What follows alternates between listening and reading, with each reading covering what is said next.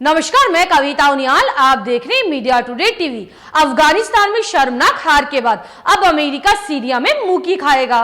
Syria राष्ट्रपति बशर अल असद रूसी राष्ट्रपति व्लादिमीर पुतिन से मिलने मॉस्को पहुंचे, जहां पर दोनों नेताओं ने सीरिया में विदेशी सेनाओं की मौजूदगी की आलोचना की। इस बैठक के दौरान पुतिन ने सीरिया में गृह युद्ध के दौरान खोए गए ज्यादातर क्षेत्रों को वापस पाने के लिए असद की तारीफ की। इसके अलावा गाजा में बढ़ते तनाव के बीच इजराइल के प्रधानमंत्री भी मिस्र पहुंच गए हैं।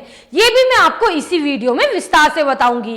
असद और पुतिन की मुलाकात के दौरान पुतिन ने राष्ट्रपति चुनाव जीतने के लिए असद को बधाई दी। हालांकि अंतरराष्ट्रीय समुदाय ने इस चुनाव में धोखाधड़ी का आरोप लगाया था। उधर सीरियाई राष्ट्रपति ने भी सैन्य सहायता के लिए पुतिन का धन्यवाद किया। इस दौरान रूसी राष्ट्रपति व्लादिमीर पुतिन ने सीरिया में विदेशी सैनिकों की मौजूदगी की आलोचना की। उन्होंने कहा कि ये लोग सीरियाई सरकार की इच्छा के खिलाफ वहां हैं। उन्होंने कहा कि सीरिया में विदेशी सैनिकों की मौजूदगी अवैध है, क्योंकि उन्हें संयुक्त राष्ट्र और सीरिया की सरकार से वहां रहने की अनुमति नहीं है। क्या है पूरा मामला, मैं आपको विस्तार से बताऊंगी। अगर आपको न्यूज अच्छी लगे तो न्यूज को लाइक करें। अगर आप हमारे चैनल पर नए हैं तो हमारे मीडिया टुडे टीवी चैनल को सब्सक्राइब करें और हाँ, बेल आइकन को जरूर प्रेस करें ताकि मेरी न्यूज सबसे पहले आप तक पहुंचे।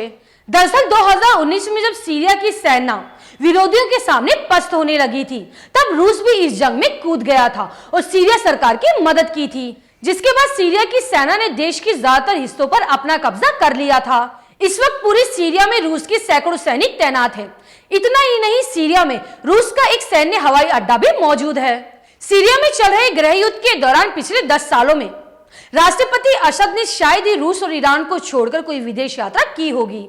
जानकारी के मुताबिक असद और पुतिन ने अपनी सेनाओं के बीच सहयोग और सीरिया में विरोधियों के कब्जे वाले इलाकों को खाली कराने के लिए अभियान जारी रखने पर भी चर्चा की। दोनों नेताओं का इस सीधा पैगाम अमेरिका को था।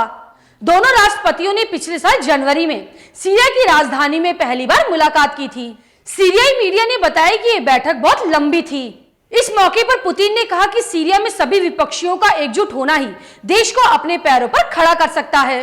पुतिन ने कहा कि सीरिया में हमारी मौजूदगी का मकसद देश को आतंकवाद से आजाद कराना है और सभी दलों को साथ मिलकर देश को आगे बढ़ाना है। दोनों नेताओं ने अपनी सेनाओं के बीच आतंकवाद से लड़ने और आतंकियों द्वारा कब्जाई गई भूमि को मुक्त कराने पर भी चर्चा की। आपको बता दें, असद सरकार सभी सशस्त्र विपक्षी समूहों को आतंकवादी मानती है। सीरिया में मौजूद आतंकवादी संगठनों को अमेरिका का समर्थन प्राप्त है। इसके अलावा एक और बहुत महत्वपूर्ण मुलाकात हुई और ये मुलाकात है इजराइल के प्रधानमंत्री की मिस्र के राष्ट्रपति से। वो भी मैं आपको इसी खबर में बता देती हूँ। गाजा में एक बार फिर से तनाव के बीच इजराइल के प्रधानमंत्री नेफ्ताली बेनेट मिस्र के दौरे पर पहुंचे हैं, जहां उन्होंने मिस्र के राष्ट्रपति से मुलाकात की है। आपको बता दें, एक दशक के बाद किसी इजरायली पीएम ने मिस्र के राष्ट्रपति से मुलाकात की है। मिस्र के राष्ट्रपति ने बताया कि दोनों देशों के बीच गाजा पट्टी पर एक लंबा संघर्ष विराम लागू करने पर चर्चा की गई है। इजरायली प्रधानमंत्री और मिस्र के राष्ट्रपति की मुलाकात के दौरान इजरायली सेना प्रमुख और मिस्र के विदेश मंत्री भी शामिल थे। इजरायली पीएम ने गाजा में स्थिरता कायम करने के लिए मिस्र के राष्ट्रपति का धन्यवाद किया है। ये मुलाकात ऐसे समय पर हुई है जहां एक बार फिर से गाजा पट्टी में तनाव बना हुआ है और जिसे कम करने के लिए इजरायली पीएम मिस्र पहुंचे हैं।